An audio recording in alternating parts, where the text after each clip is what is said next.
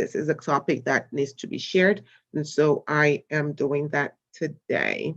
Um, so if you have lost somebody, if you know that you are going through, or look, grief and loss is not just of people. It could be about you've lost a job. It could be you've lost a home, you've lost income, you've lost status. You're still going to go through the same grief cycle. So my first experience with this, as I was sharing earlier today, was my mom died when I was 12 years old. She died when I was 12 years old, and I went through the cycle. I didn't know. Nobody told me to grieve at the time, and nobody told me to mourn.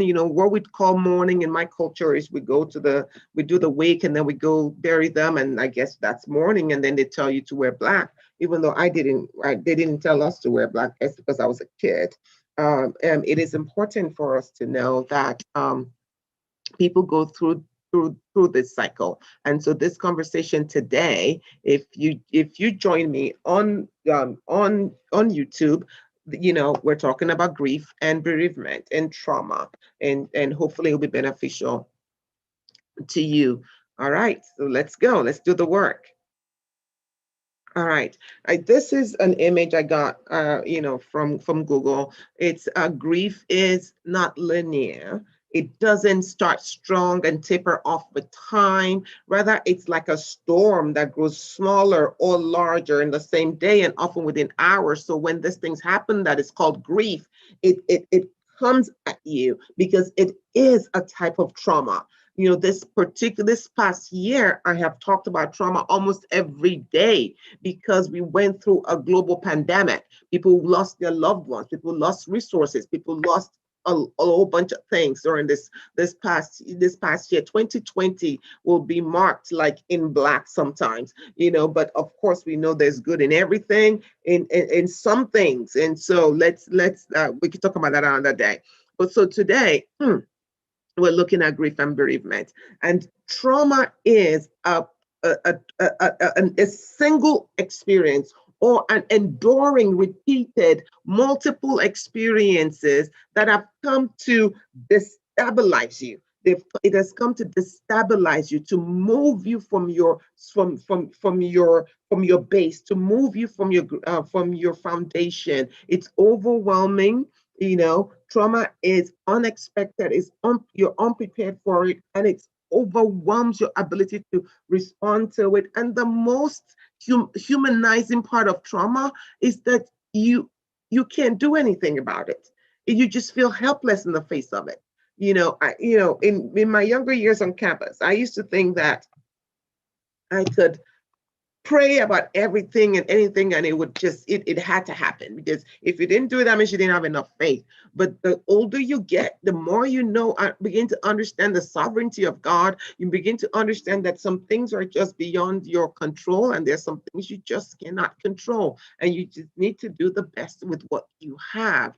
And so these are the hallmark of trauma and grief. When you lose somebody, it is a traumatic event. It is a traumatic event. So we're not going to sweep it under the rug. We're going to talk about it. Grief is the acute pain that accompanies loss, because it is a reflection of what we love, and it can be all encompassing.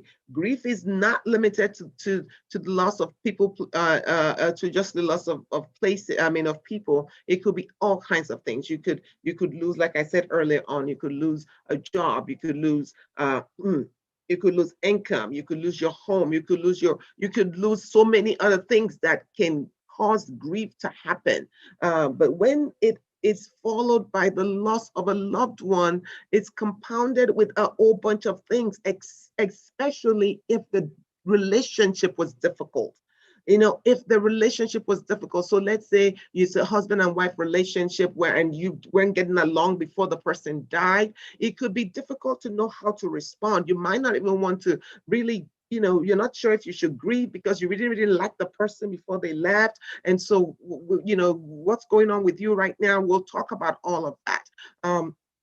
Or you're like, I didn't, when he or she was alive, I it was getting on my nerves, or she was getting on my nerves all the time, or then why am I feeling this way? Or is it like maybe an estranged parent or an estranged somebody that you haven't really been in contact with, and you lose them, but you're still feeling this overwhelming sense of loss, or somebody that you weren't really that close to, but you still feel the loss. And so we'll talk about some of those things today.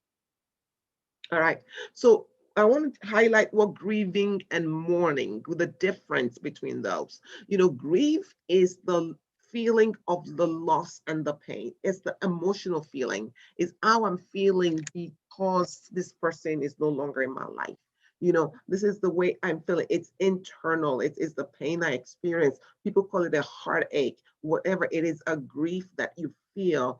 But the mourning is the outward expression of that grief, is the outward expression of that grief. And some people try to stop that. They try to tell you, oh, you don't have to grieve. You do, we don't mourn like those. What was it that Christians say? We do not mourn like people who are hopeless, because we know they've gone to a great and a better place. I understand that. But mourning is essential for healing.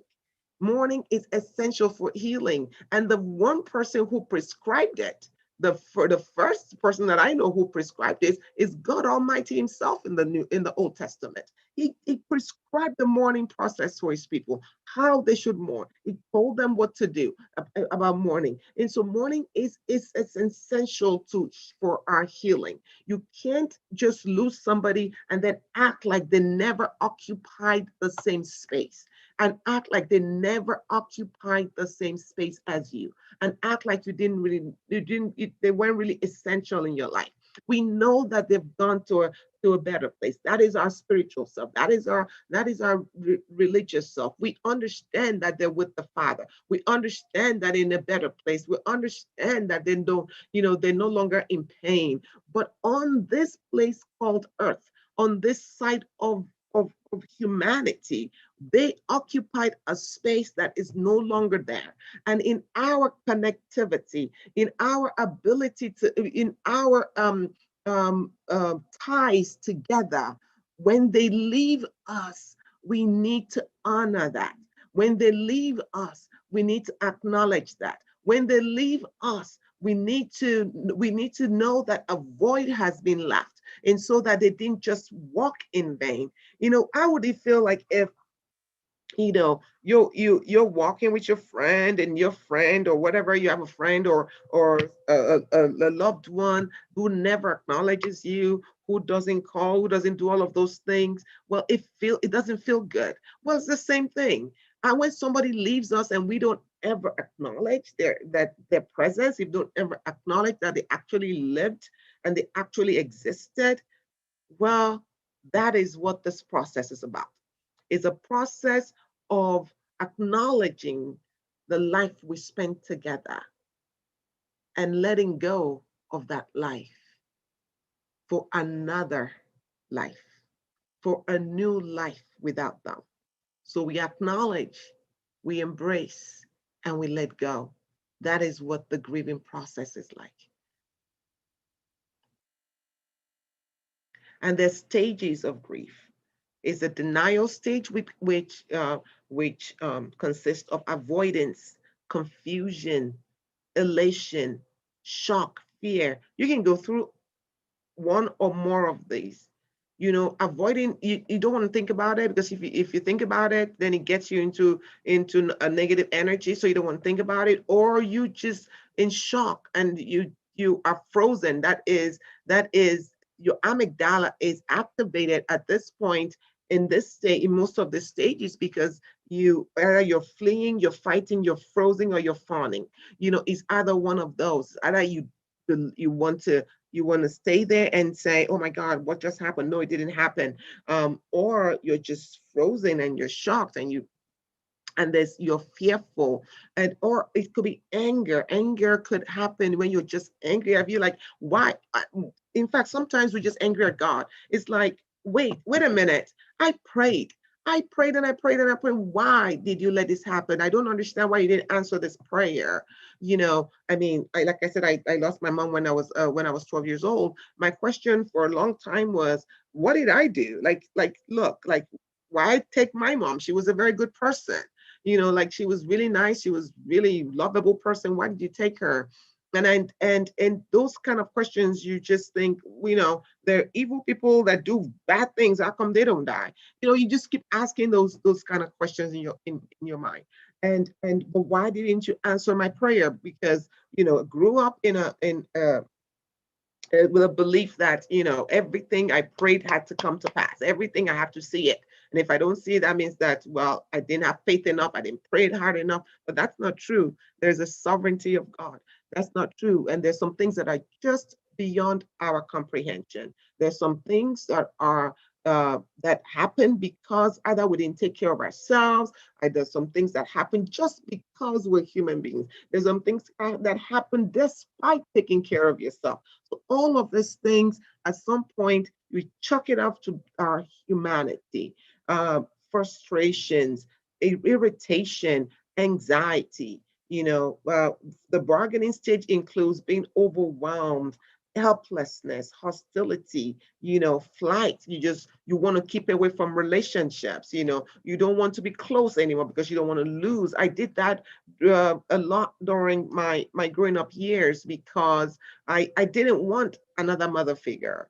Not only did I not want another mother figure, I did not want any intimate relationship because she was the first intimate relationship that I lost.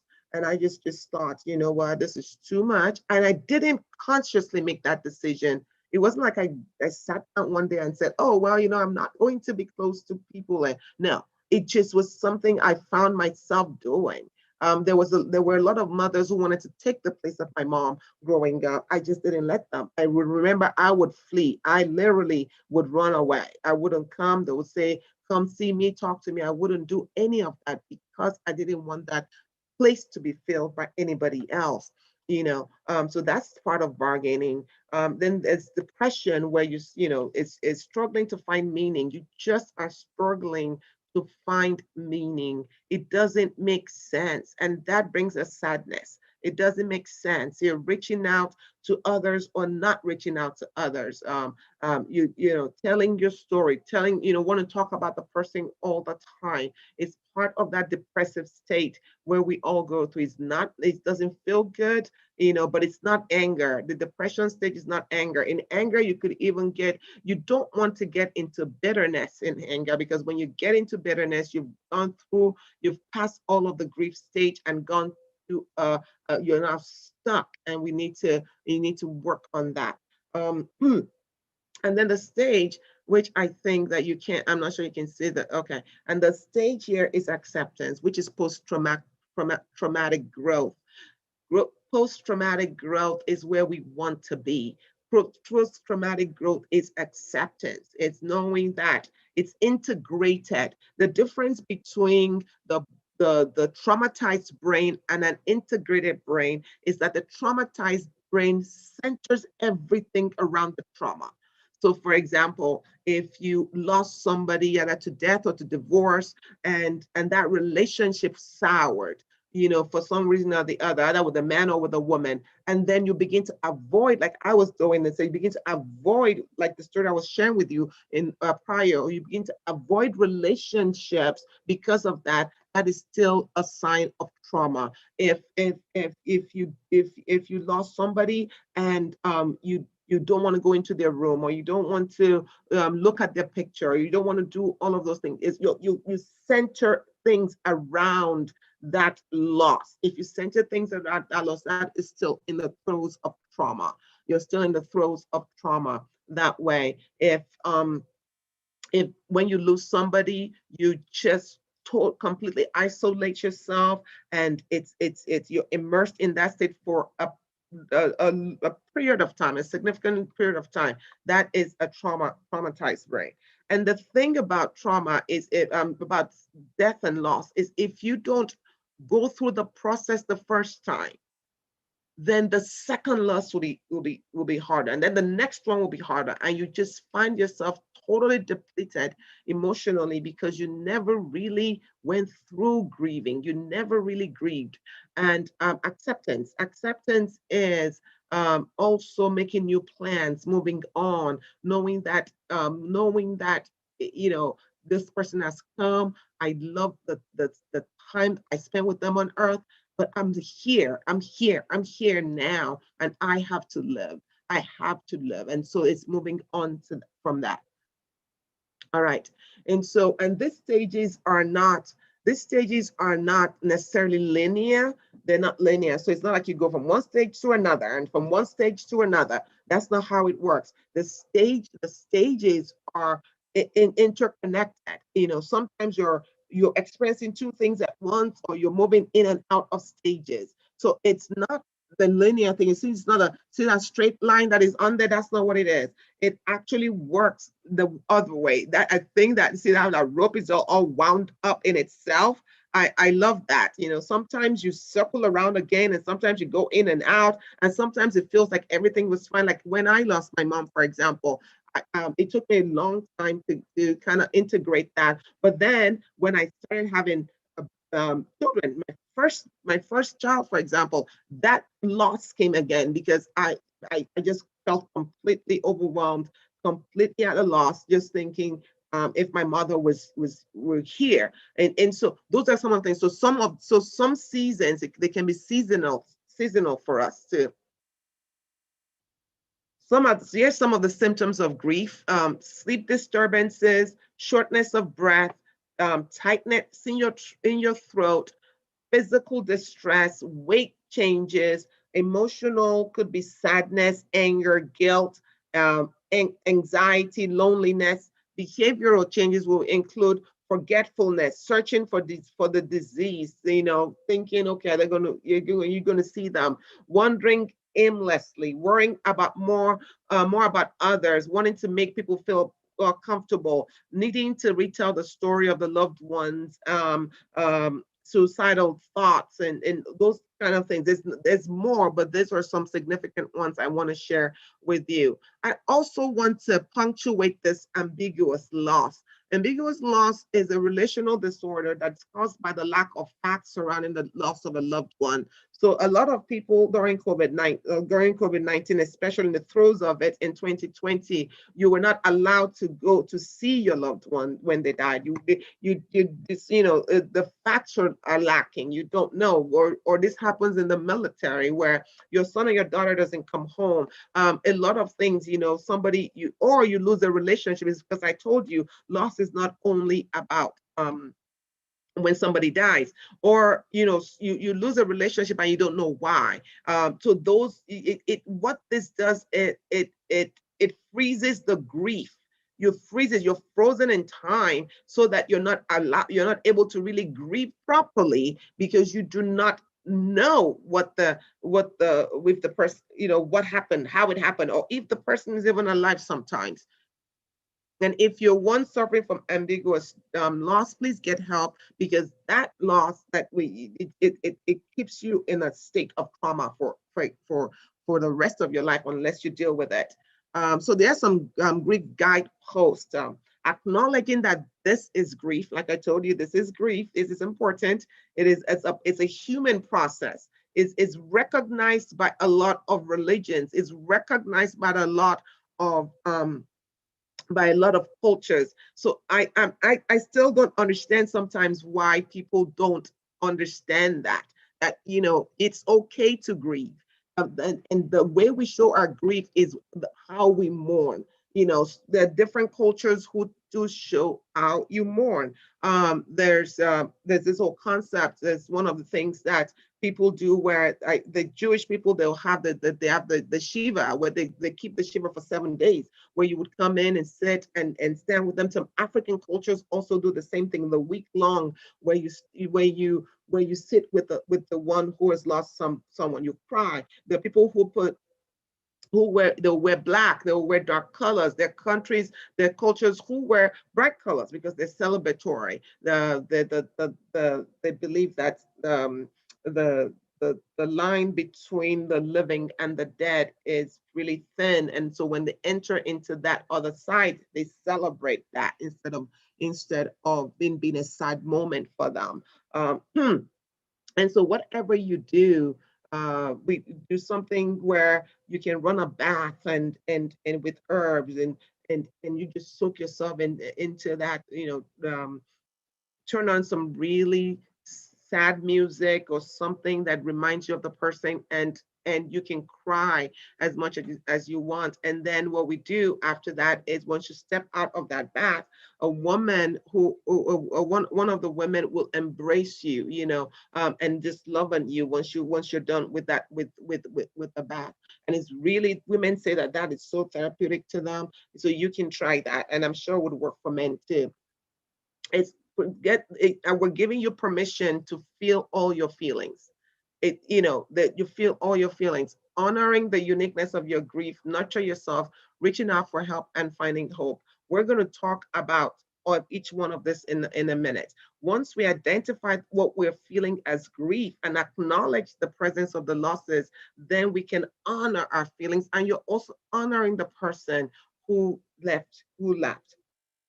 you know we grieve because we love, so there is, loss of a loved one to death, loss of an important celebration, loss of a job or a home, loss of a relationship, loss of social gathering, supporting someone also going through a loss.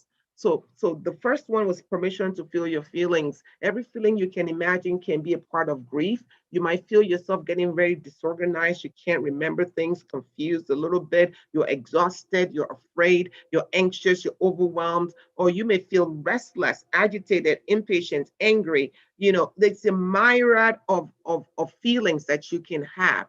I want you to know that these feelings are normal. They're normal feelings for during this process, and it's okay.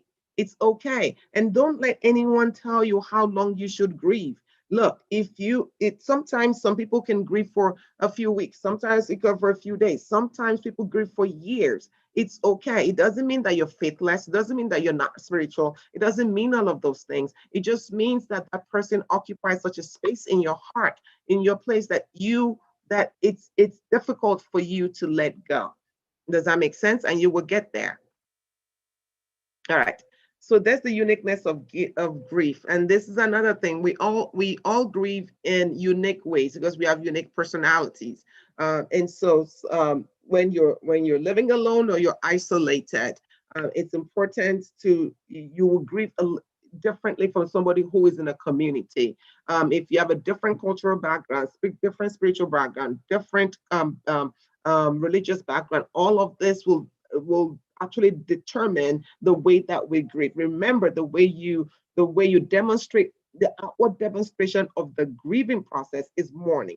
And so you can find it's different for different people. Your experience with loss in the past. So that's the one thing I was saying. Remember that grieving actually leads to healing.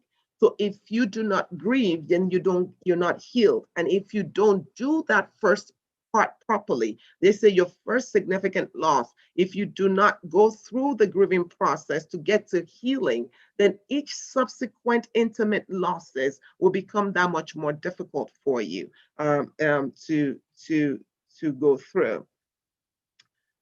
All right, so nurture yourself.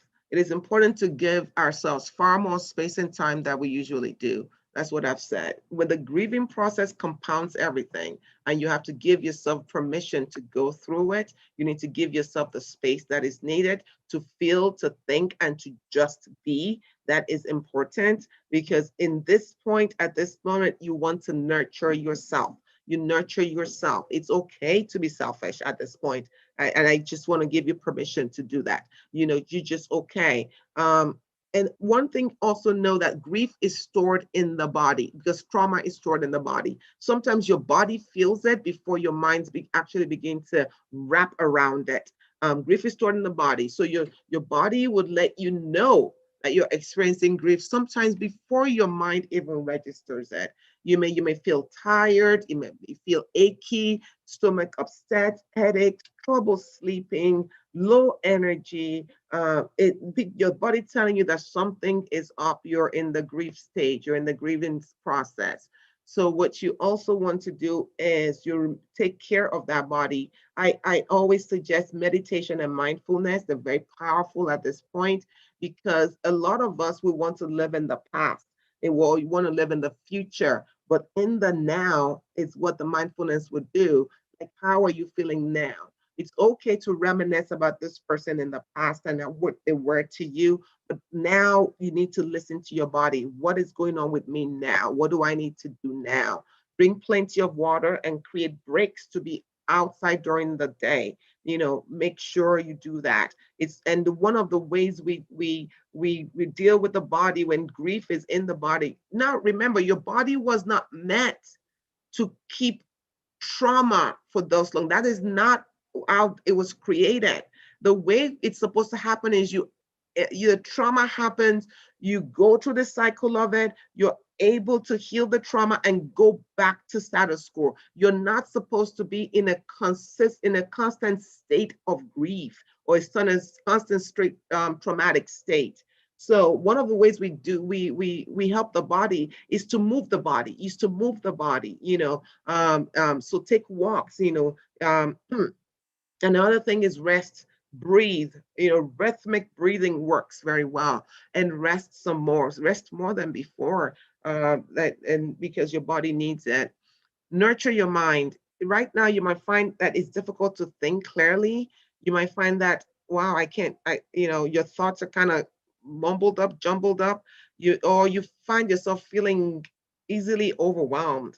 Um, you might have a lot of thoughts and ideas on your mind, and you just, it's confused and you just jump mumbled and you can't, things are not clear right now.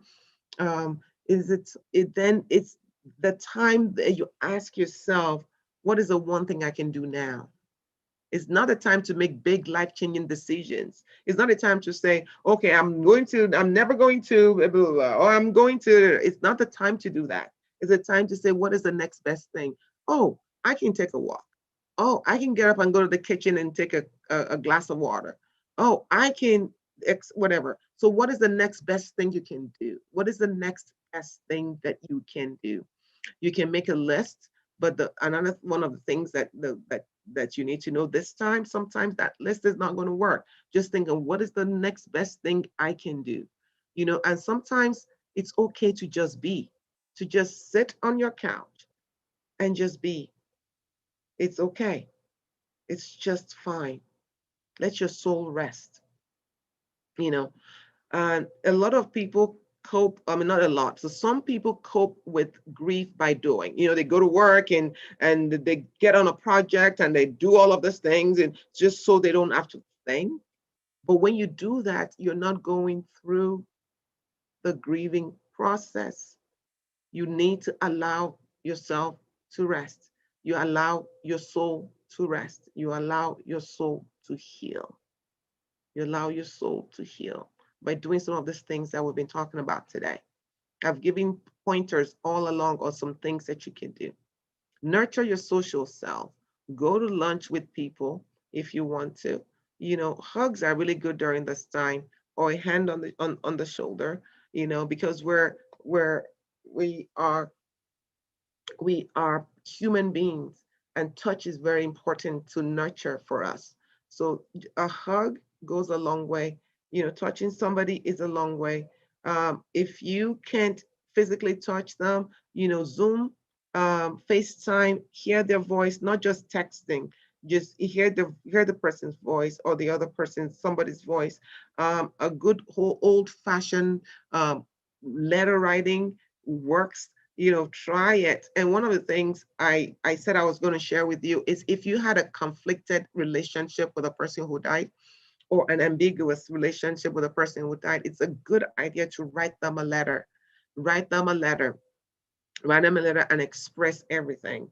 If it wasn't a really good relationship, express, what went wrong, how you saw it in your way, and how you're going to move on, and extend grace to them. You need to have that closure. If you need to extend grace and forgiveness if you have to, and let it, so that you can have that closure. And then what you do with the letter, you can bury it, you can tear it up, you can, go to the ocean and throw it away, however you want to destroy that letter, because it's not a letter you want. It's not a letter to keep. It's a letter to send away. It is a letter to move away. And even if but if you love them and you had a good relationship with them, it's also a good idea to write a letter and send that letter away too. And because it is part of having closure. Introverts tend to do better in isolation because they are recharged internally, and extroverts need others to recharge, and this can be especially challenging for them. So what happens in socially, if you're an introvert, it's okay to get your isolated time, but it's also okay to reach out and touch and reach out and connect to people in your life. All right, I'm going to stop. I'm going to only have 1 more minute because I have another event coming up. I didn't even know how to talk this long. All right. Nurture your heart and your soul. Mindful self-compassion is one of the best ways to nurture your heart and your soul. Offer kindness to yourself. Pray and meditate. Listen to music. Just sit there, read some poetry, whatever you need to do. It is okay to mourn. Nature is very powerful. It's been said that taking 10-minute walk a day, looking for signs of hope in nurture. Stand with your back against a tree and feel its steady support. Walk or sit at the beach. Close your eyes and listen to the waves. And in your imagination, allow them to wash over you. I went to the beach last week with my family, and I haven't been to the beach since 2019, right? Because we were all in isolation in 2020. It felt so refreshing. It just, the waves just washing over me felt so good. So whatever you need to do, nature, look for signs, because if that little thing can sprout again, you can also sprout again. They have come, they have lived their lives, and we've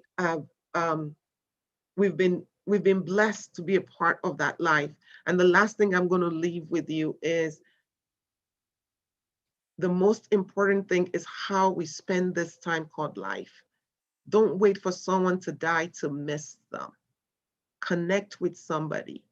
Make sure the people in your life know that you love them. Make sure the people in your life know that you appreciate them. Let's make this thing meaningful now, so that when they exit, there will be no remorse. There will be no regrets. It will be like, yes, the time they were here, I did good by them. So get yourself healed.